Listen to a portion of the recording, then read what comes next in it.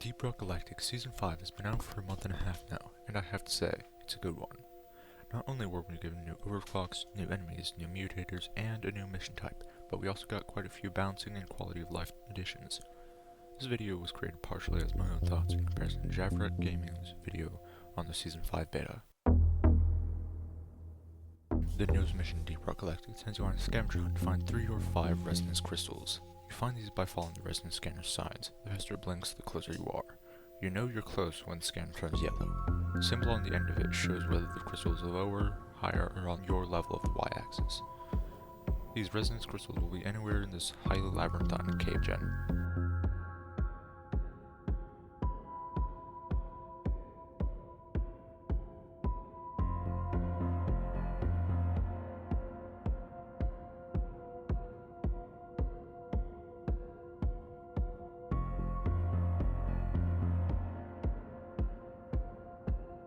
Afterwards, you're thrown into escort duty but vertical, where you have to maintain the drill layer as she drills down to a Morkai geode.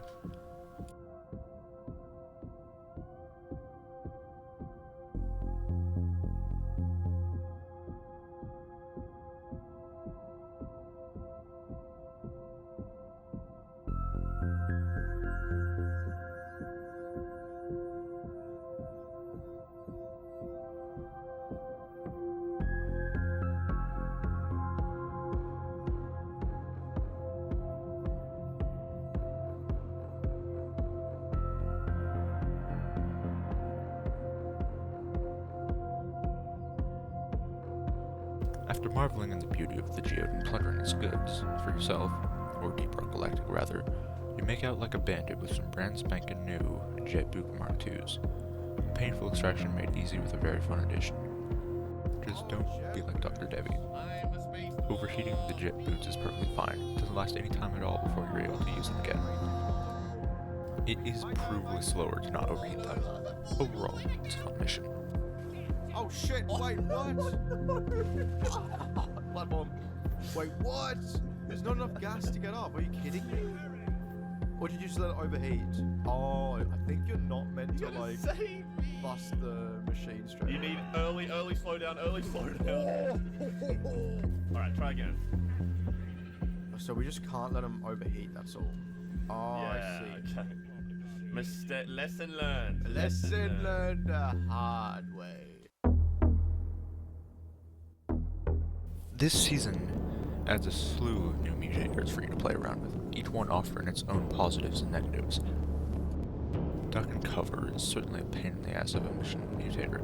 Keep an eye all around you and keep moving. Try not to break a leg either. A stationary dwarf is a dead dwarf here. One positive is that you will rarely see any melee enemies. A mutator such as lethal enemies paired with duck and cover will be a lot easier of a lethal enemies than anything else.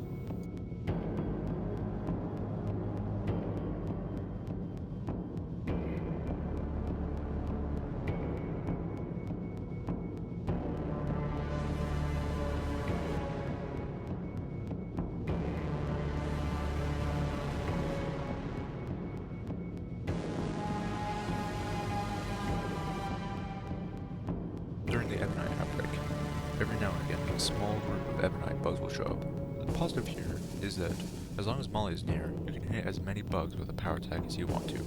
Pretty decent on sabotages or rival presence, as you can power attack any little bot you want.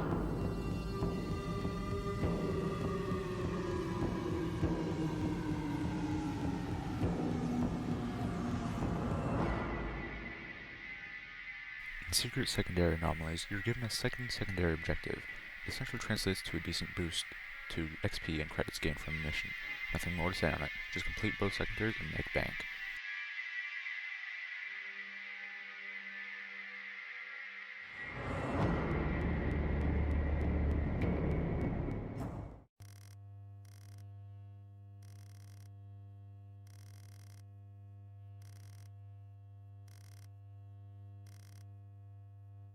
During blood sugar, you will constantly take health damage, but every enemy will drop red sugar. Kill to survive here.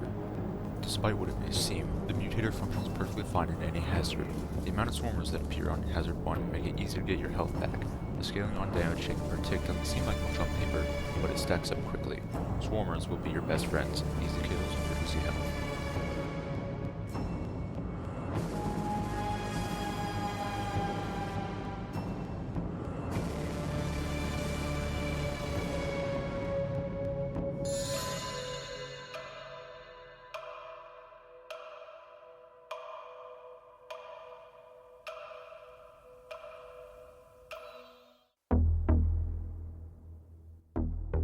This season's season event is a fun little mini-boss / horde combat event. I'll let the core stone speak for itself.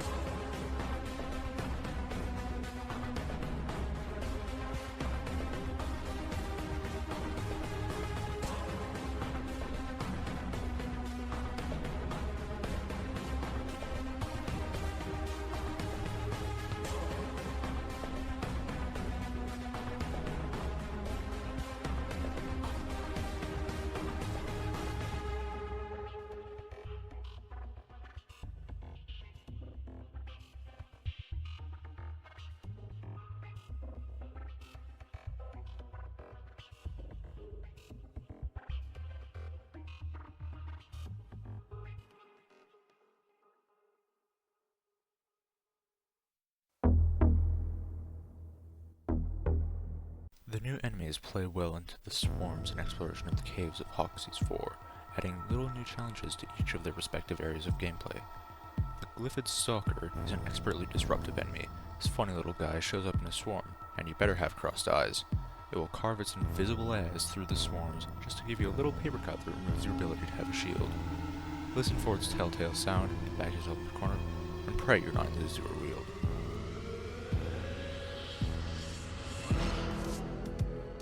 The Vartok Scale Bramble is an excellent piece of suppression fire. Keep moving and you won't be hit. Best take care of it while you have no bugs on you. It will cut down your escape routes to nothing if not dealt with. That is made difficult with it having to be damaged in 4 places before it can be killed. Find the 4 nodules and take them out while you can. It's a weak thing once the nodules have been popped like bubble wrap. The Broad Infector is the newest member of the Infector family, a slightly more tanky and silly brother to the infamous Speed. Spoot here spews explosive plants at you. Just like Speed's projectiles, Spoots can be shot down before they cause harm. Spoot's niche is area denial, so if you can manage it, it's a good idea to take him out so you're legally allowed to move by the government of Hoxxes.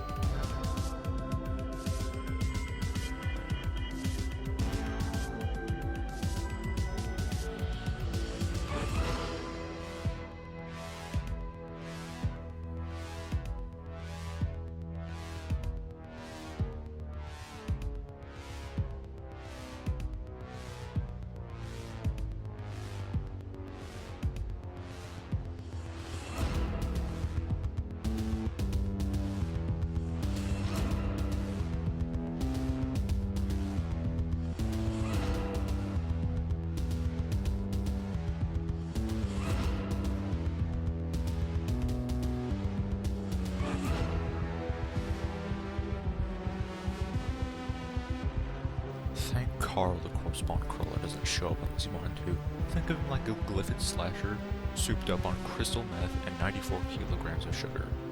He's more aggressive than a rabbit squirrel and faster than your average Olympic runner.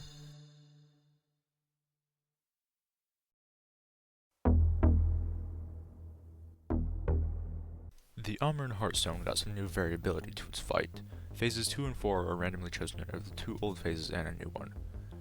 In the new phase, the Armor and Heartstone will attempt to entomb dwarves in an early casket. If you're moving, it will miss you. Greenbeard and Greybeards aware. These rock formations are incredibly dangerous and will destroy a segment if they attempt to grab you while you're sitting on Dottie. If the sides of your screen turn yellow, start running away from Dottie.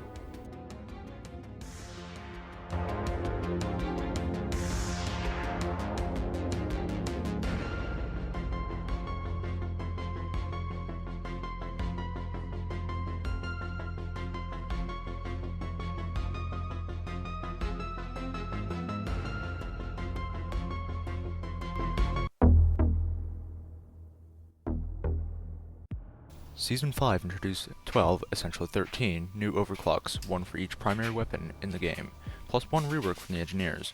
Each has its own strengths and weaknesses. I wouldn't say any are necessarily bad, but some don't fit my playstyle or fix the problems I have with the guns they're for. For Scout, there's Burst Fire, an overclock for the GK2 that ups your mag size slightly and turns the gun into a 3-round burst weapon. It also adds higher stun chance from weak point hits and lightly increases the damage of the gun. The issue I find with the weapon is that normally I can easily hit all or most shots in the weak point. It is harder to do so when I can't control every shot I fire. Another problem is that when you leave an enemy at low hit points, you may just waste a couple of rounds in order to finish off the enemy. If you're good with it, I have no doubt it's a decent overclock, but it is not for me. Conductive Thermals lightly nerfs the damage of the dragon and increases the heat gain per shot. However, it adds a stackable buff that makes fire, frost, and electric more effective and reduces the threshold required for igniting or freezing an enemy. The fact that this debuff is stacking makes this incredibly busted with the right build/team synergy. I was heavily misusing the overclocks myself, so these are clips from other people. Marked for Death is an overall decent overclock that turns the Scout into more of a support class in my experience. I'm sure there's a Scout build somewhere that counteracts that, but a support build works for me, so I haven't experimented too much. Marked for Death makes the focus shot deal 1/100th of the normal damage, but it temporarily makes any further damage on the marked enemy deal increased damage. Other smaller changes is that it increases the focus shot ammo cost by 1, decreases clip size by 2, and increases focus speed by 20%. Gunner's cluster charges are an interesting new overclock that multiplies both direct and area damage by 2 times. Its drawbacks are that it halves the missile's velocity, lowers the rate of fire very slightly, and almost halves your ammo and mag size. The overclock's main feature is that it adds the ability to hold the reload button in order to cause the missiles to detonate in air into 7 smaller bomblets. The strategy I've found on this one is to stack the missiles into each other and detonate them onto enemies for large quantities of damage. Mortar rounds makes the direct damage of the autocannon non-existent for the trade-off of multiplying the area damage by 7 times and increasing the area radius by 25%. It largely tanks the rate of fire, ammo capacity, and mag size of the weapon. Its main quirk is that it adds arc to the autocannon projectile. This overclock results in a decent amount of friendly fire if you're not careful. Rotary overdrive increases the heat generation by 75% and adds 3 to the gun's rate of fire. Its allure comes from the 12 resupplyable coolant charges that allow you to remove 20% of the heat of the weapon and even stave off an overheat. A useful tool if you spray enough bullets to choke a silicate harvester, but not all too useful otherwise. A video I've seen for Driller's combustive goo mix has shown how busted it can be, but I haven't been able to quite replicate the effect, probably a matter of the build and knowing how to properly use it. Combustive goo increases the cost of charge shots, but allows gooed enemies to be exploded whenever ignited. Whenever the goo explodes, but the fire and goo is removed from the enemy. The damage dealt from the explosion is well worth the dousing though. Crystal nucleation is probably my favorite overclock from this batch. It took a weapon that I already found pretty effective against the Has-5 swarms and made it even better at a cost that I didn't even notice. Normally the cryo cannon has sticky ice, but the ice doesn't act like the goo or fire from the sludge pump in Crisper. It only added the debuff and didn't deal damage. Crystal nucleation changes that. It now deals damage over time, which means an enemy can get frozen on the ice and just be taking constant damage. The only cost is 20% less ammo. I don't even notice it if I'm being honest. Scorching Tide, or as I like to call it, Firewall, adds an extra ability to the Crisper. It allows you to briefly hold the reload key in order to fire out a tide of flame projectiles. Very effective against swarms or dealing big damage to big enemies. The charge costs 25 fuel and lower your movement speed during the charge. The charge doesn't last any time, so the movement speed is barely noticeable. Decent for spreading flames of havoc against the bugs, or bots for that matter. To start out with the Engineer's overclocks, turret arc was removed and a new was added with a similar effect by the name of Microconductor Add-on. This overclock loses you 2 rate of fire and 120 max ammo. It allows you to electrify your turrets and platforms. Turns the class even more stationary than it already was. The second overclock for Stubby is Hyperalloy Assembly. It decreases the horizontal recoil, increases the vertical recoil, loses 10 magazine size, adds an extra 30% weak point damage, and decreases spread. I don't have many words to say on it, it just felt kinda basic. It was unremarkable in my opinion. The Smart Trigger operating system overclock makes the Loki into a burst weapon, although a full auto one. It removes the majority of your lock targets, increases lock-on time, and makes the gun auto-fire at full locks. This allows you to just hold the button down and let the bullets fly. I find it works best against swarms or bigger targets rather than singular small bugs. It suffers the same ammo problems as Loki in general, if not worse. Pump action for the Warthog removes a third of your max ammo, removes 20% of your mag capacity, and nearly halves your rate of fire. The upside is heavy. It adds 2 extra pellets, 5 extra damage, and adds blow-through. It's incredibly effective, but suffers from ammo problems if not used in moderation.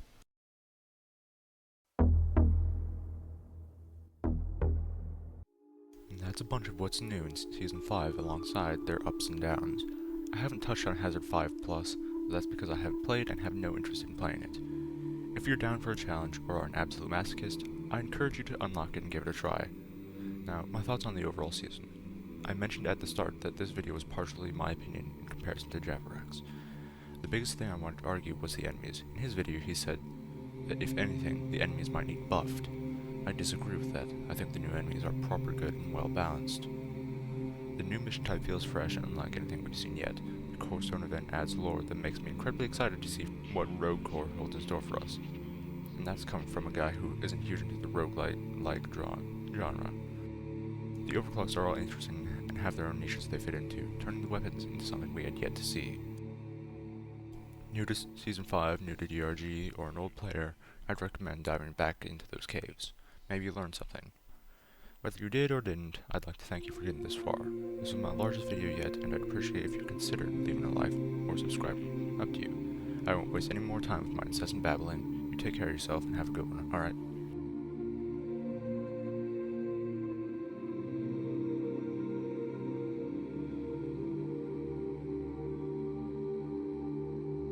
A driller I've seen for drillers. Fuck. A driller I've seen for drillers. Yes, I'm a good speaker. And a new was added with a similar effect by the name of microconductor add-on. This overclock loses you 2 rate of fire and 120 max ammo, but allows you to it allows you to electrify your turrets and platforms. The upside is heavy. The upside is heavy. It adds 2 extra pellets, 5 extra damage, and adds blow-through. Holy shit! I was yapping for 6 minutes?